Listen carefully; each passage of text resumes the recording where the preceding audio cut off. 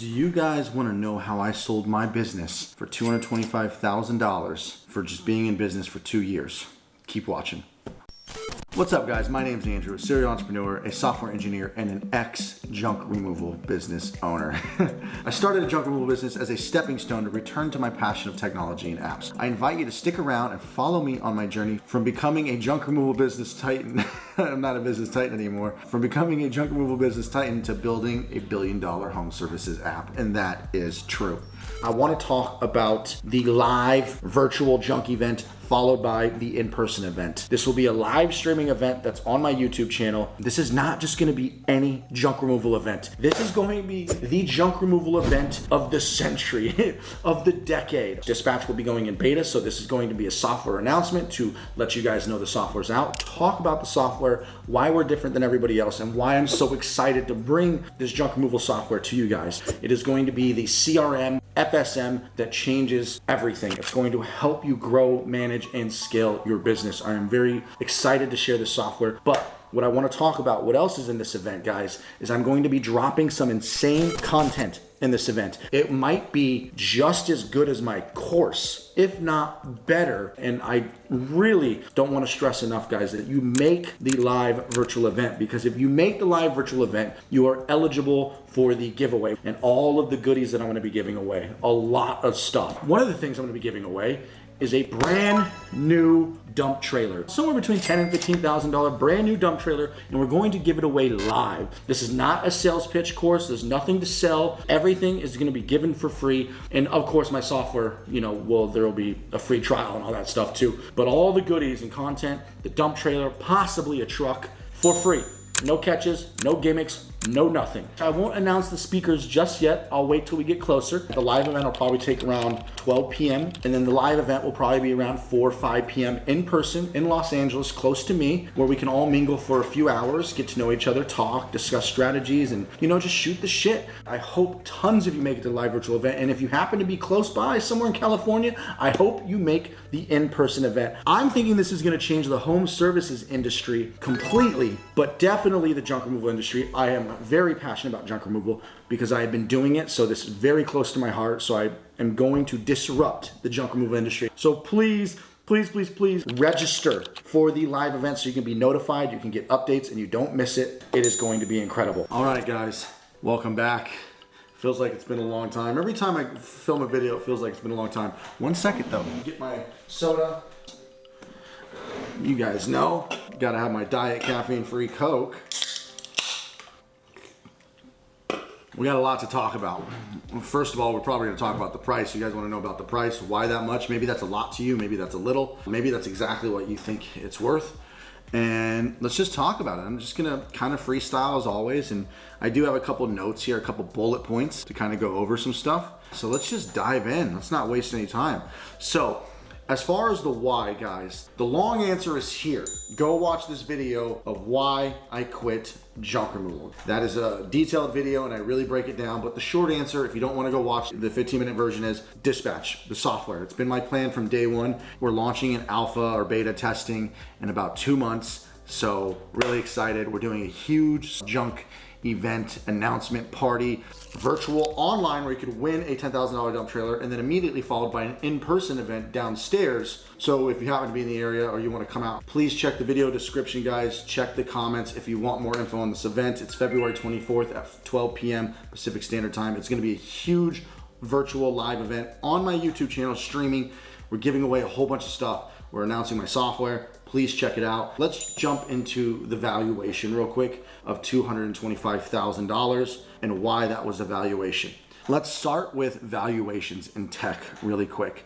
B2B SaaS, specifically software as a service. QuickBooks software, House Call Pro, CallRail. These are all SaaS products that if you subscribe to it and it's software as a service, that is a SaaS company. In the B2B space, specifically SaaS, You take the annual revenue and you can multiply anywhere from 10 to 15x. You make $1 million a year, you're potentially a $15 million company. That's the short, sweet, simple version. There's a lot of other variables that we're not gonna get into, okay? Because it's not an educational video on valuation. It's a crazy world in tech. That's why a lot of people will get into startups and invest into startups, because it's the only place in the world, not the only, but one of the only, that you can take your investment and go from 5,000 to $1 million. But let's talk about the valuations of home service companies. Now, I want you guys to realize this is what I learned from my broker. So I want you to take this information with a grain of salt. This is the broker that I worked with. He was awesome. His name was Tommy. If you guys want me to have him on the channel so you can, ask more questions and we can learn more about the process, comment down below. But Tommy was awesome and he walked me through the entire process. There was a lot to learn. And from what he told me, there's a couple factors that you guys need to realize though. The major factors are, of course, not annual revenue like tech, but gross profit. There's also the other variable of how long you've been in business, okay? Gross profit, length of time in business, and there's other stuff that people look at, like how many assets do you have? How big's your customer list? How automated is it? Is it hands-on or hands-off? There's all kinds of other variables, but what I have gathered, depending on the home services industry, but if you were to generalize everything and you've been in business for 5 years or longer, you can get 3x gross profit. If you're under 3 years, you're too new of a business. It's hard to get 3x. If you're a very well-established business, maybe many locations, and you've been around for a really long time, and you're consistently showing gross profit, a good gross profit on your tax returns, and you have years of tax returns, you could probably get 5x. I don't know how much you can get for franchise. We didn't discuss that. I was selling just a local home business. I had just hit the 2-year mark. I only had 1 year of tax returns. I wasn't getting 3x. We attempted to get 3x. We listed it. And just so you guys know, I did $1,059,000 for my first year in business, showing a gross profit on my tax returns. I've said multiple times, guys, that I'm gonna show my tax returns. Here they are. Bada boom, bada bang. I reported everything, didn't hide any money, showed the actual numbers with the gross profit of $200,000. And yes, guys, it's because I run Google ads. It would have been more if I hadn't had to buy the truck. So it would have been a $250,000 a year. So anyways, the first year, $200,000, and that was the only year I had tax returns. People buying a business, they want to see at least like 3 years of tax returns to see that consistency. So when you're selling a business that's 2 years old, it's going to be a lot harder to get a good valuation. With that being said, I got about 1.5 to 2x my gross profit, because that's all I could get. And also another thing you guys need to understand is if you are not in business for 3 years, most buyers were trying to finance through SBA, Small Business Administration. They're known for giving out just tons of loans, especially during COVID. They were just giving people money. I went through the SBA process to kind of get approved, and surprisingly they did approve me, but the 2 buyers that went through the SBA process, they got declined, and it was just, oh man, we'll get into that in a minute. But the SBA truly wants 3 years, or it's gonna be hard and you're not gonna get the valuation. The SBA was not gonna value me what it was worth because I was only in business for 2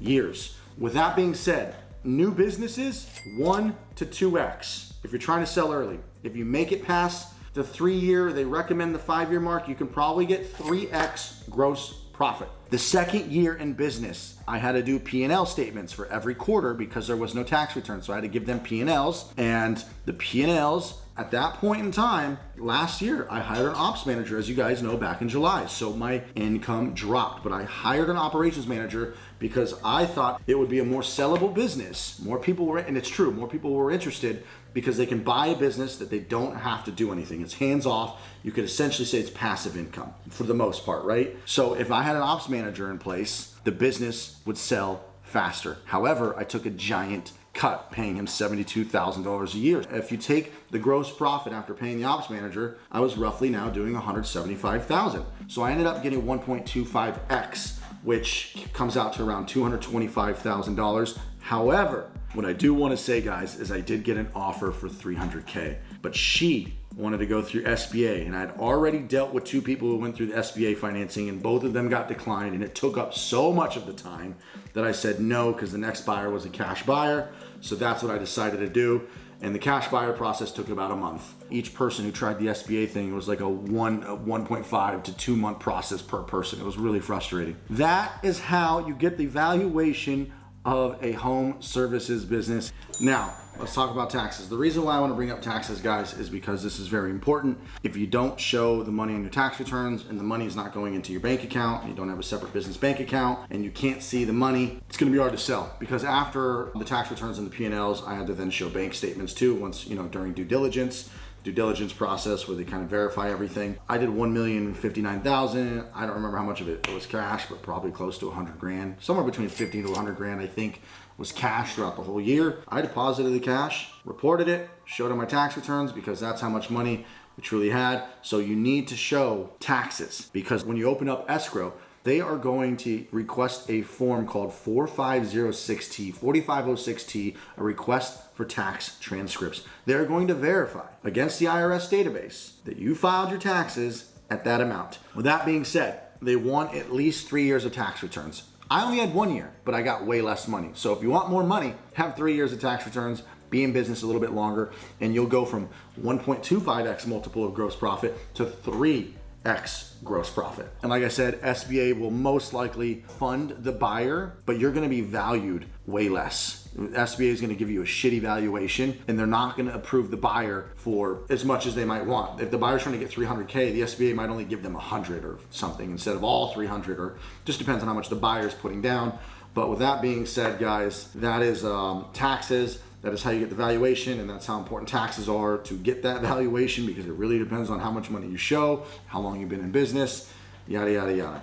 Another thing I want to note that I learned that I found very interesting is that this is called an asset transfer. And this is something that I was very confused about in the beginning. I was like, wait, are they going to take over the LLC and the EIN number and the business bank account? Because like, what if you have business credit, or what if you owe money on that EIN number? So for example, the EDD, Employee Development Department Labor Board in California, so on and so on. And I found out that you actually are just transferring all the assets. This is kind of crazy to me because I was like, oh shit, how do you transfer an EIN? And do we sign? Who's going to draft up is the broker going to draft up all the legal paperwork and transfer an LLC or an S corp? You're actually just transferring the digital assets and the physical assets. When escrow is done, you just give them everything. It's still your LLC. It's still your EIN number. You can dissolve it and shut the company down or whatever, but they use their own EIN number. They'll go register something new. So if I'm Jedi Junk Removal LLC or Jedi Junk Removal Inc., they can just go get Jedi Junk Inc., Jedi anything LLC, just something, long as it's a different name, and they would also get their own EIN number. You're not like transferring the EIN or the LLC. They're starting fresh. So for example, all your workers on payroll under your business, your LLC, your EIN number, your payroll ID number through the state of California or whatever state, you terminate it, they're essentially getting rehired over there. So just realize that that's how it works. It was an interesting fact that I learned that I didn't know. So cool beans. And yeah. Now that we've covered valuation, taxes, and asset transfer, I want to go over how I found a broker, guys. I'm gonna just show you this video. It's really simple. I went to good old Google, typed in Los Angeles business broker, found a website, scrolled and just picked whoever looked interesting. I don't remember if they had reviews or not, but I called a couple companies, and one company wanted $3,500 upfront plus, I don't remember the percentage, 10, 15%. It looked like a very reputable company. They wanted 20% of the sale. Most brokers seem to charge around 10%. That's what I would go with. I didn't find any lower, but I definitely found higher, and I found people who want upfront fees because he said if you wasted his time. And it makes sense, because what if you do waste his time? He does all this work and then you pull out, or what if it just never sells and this dude just did all this work? So I understand the upfront costs, but there are brokers out there who don't charge you upfront costs and you can just get it for 10%. So yes, 10% is a lot. So at the end of the day, that means I only got $202,500. So finding a broker is actually very easy, guys. Just call a few. And both brokers that I met up with, or actually I met up with 3, they came to meet me because they want your business. I didn't have to go to them. So I thought that was pretty cool that they came all the way down to me. We just met up at a public place nearby and just kind of went over everything. That's how you find a broker. Now, of course, guys, let's get into the process. The process was so long. It felt like forever. And what's crazy is when I made the mental switch to finally sell, I knew I was going to sell someday, right? At one point, wanted to build an empire, but then I very soon realized it's not going to be possible to turn this into an empire. and dispatch into an empire. It's just not gonna work. I can't do that. When you switch gears, you're really excited for the next chapter. The next chapter for me was dispatch. I felt like I was in limbo, trying to work on dispatch, trying to sell this company and run this company. Even though Chad was the operations manager, it was just so hard and so stressful going through buyers and meeting up with buyers and doing due diligence. And if you're not familiar with due diligence, it's a very common term in real estate, home inspections, just doing your due diligence before you buy a house. The same goes with anything, buying a car, buying a business, due diligence. We had at least, 50 people request, and then the broker, Tommy, it's his job to filter through the people who seem serious and have them sign letters of intents. An LOI doesn't really mean anything. It just means a letter of intent. There's no contractual obligation. It just shows that they're a little serious, that they're willing to sign it and show proof of funds. So you filter those people, but it was a long process. So I think about 10 to 15 signed LOIs, 5 to 10 meetings, and each meeting was always an hour and a half long. And then after those 5 to 10 people, they go through due diligence with you. So you're just going back and forth. Then you finally pick one and they go through the SBA. August 4th is when he listed my business. I probably talked to him a week before that though. And we sold December 15th, 133 days, 4.5 months. And that was with 2 buyers that got rejected from the SBA. Then finally the 3rd buyer was a cash buyer. I also had another buyer who was willing to do the 300 that I wanted, but it was through the SBA again. I was not gonna risk it. I was sick of it. I just took the cash offer. But if she would've got approved, I would've got an extra 75. It was a long process, guys. If you're in business a lot longer and you have solid tax returns, you might sell faster. You can sell faster. If your business is running itself, it's more attractive to people. Now, if you are still the operations manager, you probably won't get as many bites if you're selling it. One of my buddies in the YouTube space, really cool guy, Sky Lane, he also sold his business for a good amount, and he, I believe, was still on the truck. He was still running his business. I think he was on the truck and he still sold it. You can sell a business with you on the truck as well. But now let's talk about the actual process of selling a company, which I think is probably pretty interesting because maybe you want to know, maybe you don't. I don't know. Let's go. Step 1, find a broker. We already covered that, so find a broker. Step 2 was he listed the company on all of the places like bizbuysell.com and a whole bunch of places where you can list businesses for sale. They facilitate everything. They weed out the people, they do the communication, they draft up the documents, they do the LOIs, they do the purchase agreements, they do all that filtering crap that you do not want to deal with. Step 3 is once that's done, you're gonna need to have P&Ls, balance sheets, taxes, bank statements. And then of course, when you meet up with them to do due diligence, they're gonna wanna see your back-end system, whether it's House Call Pro, they're gonna wanna see your client list, they're gonna wanna see your jobs, they're gonna wanna see your vehicles, yada, yada, yada, yada. Have all that stuff ready. Step 4, find a buyer. They will sign a letter of intent showing their intent, and they're also gonna send proof of funds. Step 5, you're going to meet up with that person. You're gonna go through due diligence. They're gonna make the decision. Due diligence could last up to 2 weeks. They're gonna request all the paperwork that I just told you. They might request access to your back-end system. They might want your bank statements. They might want to see your credit card machine. They might want to see your vehicles. They might want yada, yada, yada, yada. Due diligence sucks, but it has to be done. Step 6, they sign the purchase agreement after due diligence. Step 7, escrow opens and they have to deposit 10% within 14 days or something like that, whatever your brokerage firm has their agreement, but that's how it worked with mine. Step 8, this is another annoying process. So you've gone through all due diligence, finding buyers, you're a few months in, escrow opens, and they open for a month, which was so frustrating because the reason why it stays open for a month, I don't remember what it was called exactly, but they send out a notice or a letter. There's a notification that goes out into the paper or online, and it goes out everywhere to the state, to creditors, to debtors, everybody, to see if you owe money. So if you were to do a sale outside of escrow, you can just find a buyer. If you were to just do a mutual agreement and you just sold, you can avoid all this crap. But if not, escrow is going to force you to pay any debts that you may owe. So keep that in mind as well. That's attached to your EIN number, that is, your company's EIN number. If you have any debts, any liens, any problems at all, payroll taxes are owed, back taxes possibly are owed, you will have to pay out of the money that gets sent into escrow. Number 9, the buyer will then deposit the rest of the money into escrow. My buyer didn't deposit the money into escrow until like a week before escrow was closing. So in that month process, he deposited it towards the end of escrow. Step 10, right before escrow closes, you're sent disclosures. So a seller disclosure and a buyer disclosure. His disclosure, I don't remember what his said, but mine was just basically saying, yes, I know there's nothing, any outstanding.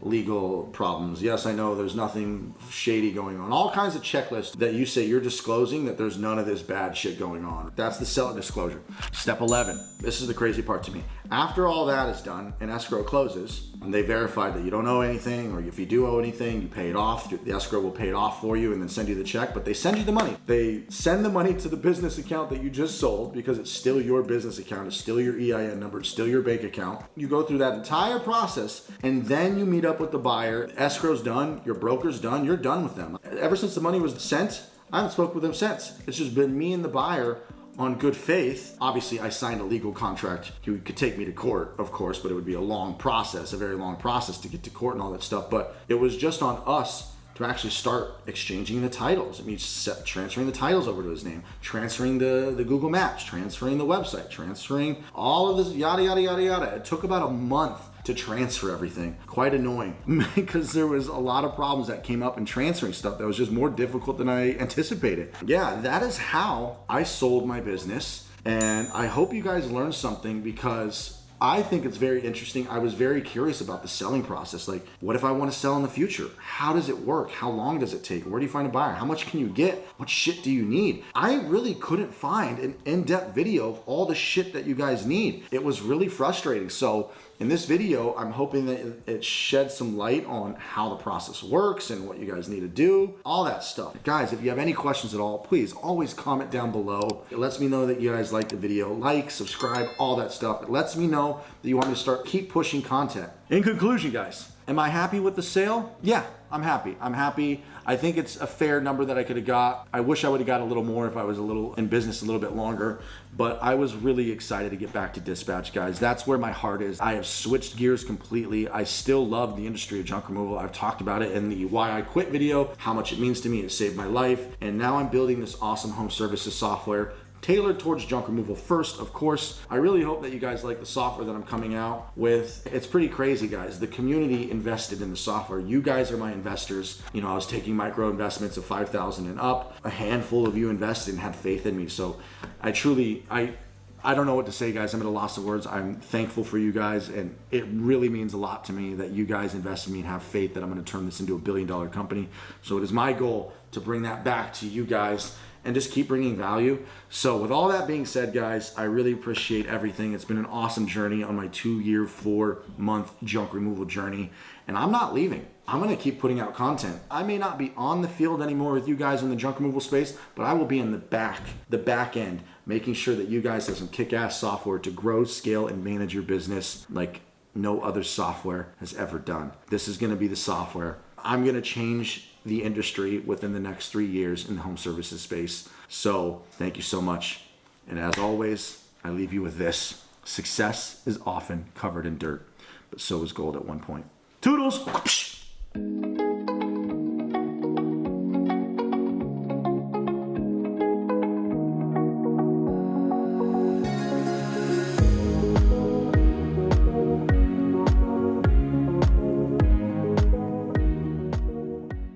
Let's tell you my story real quick. I've always been a software engineer my entire life. I started programming when I was 10 years old, but I started with HTML on AOL 3.0, and they would teach you basic HTML tags. So I was learning this shit at 10 or 11 years old. Then I just slowly progressed and started building more websites, learning PHP, learning databases like MySQL and all that stuff. The last app that I was working on was a travel app. I raised $150,000 from investors, and that was actually right before COVID hit. It was a travel app meant to travel with friends across the world, the globe, and they didn't even want you to hang out with your family. I kept telling the investors, it's gotta go away someday. I have the app semi-ready to go. You know, we wanted to start doing beta testing, but nobody wanted to fly, let alone pay for this new experimental travel app that I was trying to show to the world. Me and my lady had our second kid, newborn, and we're burning down to our last few $1,000s. And it's getting to a point where I'm like, we need money now.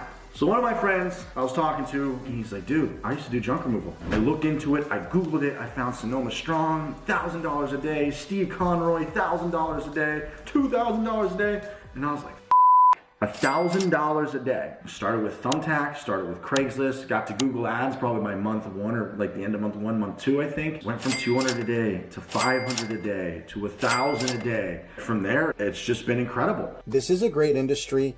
if you're stuck and you need to figure out how to make some extra money, you can grow this into a very profitable business. You can do very well for yourself. I'm doing very well for myself. It takes a lot of work outside of the labor part, the marketing part, the hiring part. Everything is hard. It has potential. It is a very easy-ish, predictable path to make money. The service industry is so much easier to get into because it requires just your time, and everybody's gonna need this service, okay? You trade your time for money.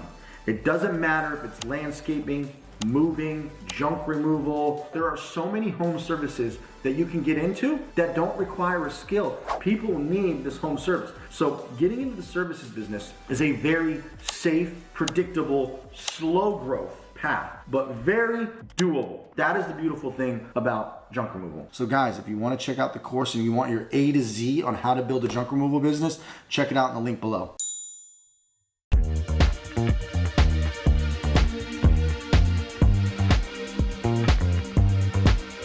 Just another sunny day.